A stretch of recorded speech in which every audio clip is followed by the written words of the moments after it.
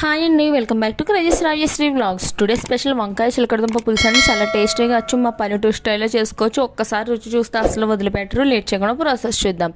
అలాగే నా వీడియో కనుక ఫస్ట్ టైం చూస్తే లైక్ చేయండి, షేర్ చేయండి, సబ్స్క్రైబ్ చేయండి. మీరు సబ్స్క్రైబ్ చేయడం వల్ల కొంచెం ఎంకరేజింగ్గా ఉంటుంది. నేను పెట్టే ప్రతి వీడియో మీ వరకు వస్తుందండి. ముందుగా స్టవ్ పై ఒక గిన్నె పెట్టుకుని అందులో కొంచెం ఆయిల్ వేసుకుని పచ్చిమిర్చి, కరివేపాకు, ఉల్లిపాయలు వేసి ఈ విధంగా బాగా మగ్గించుకోవాలండి. ఇప్పుడు మూత పెట్టి ఒక కాసేపు మగ్గనిద్దాము. ఇప్పుడు ఇందులోనే చిలకడదుంప ముక్కలు, వంకాయ ముక్కలు, కొంచెం పసుపు కూడా వేసి ఈ విధంగా బాగా కలుపుకుని ఒక 5 నిమిషాలు మగ్గనిద్దామండి.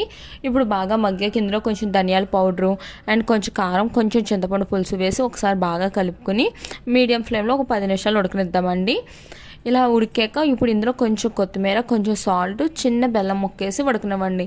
అంతేనండి, ఎంతో టేస్టీ అయిన వంకాయ చిలకడదుంప పులుసు రెడీ. మీకు కనుక ఫుల్ ప్రాసెస్ కావాలంటే వీడియో కింద లింక్ ఇస్తానండి, వెళ్ళి చూడండి. అలాగే నా వీడియో కనుక మీకు నచ్చినట్టు అయితే లైక్ చేయండి, షేర్ చేయండి, సబ్స్క్రైబ్ చేయండి.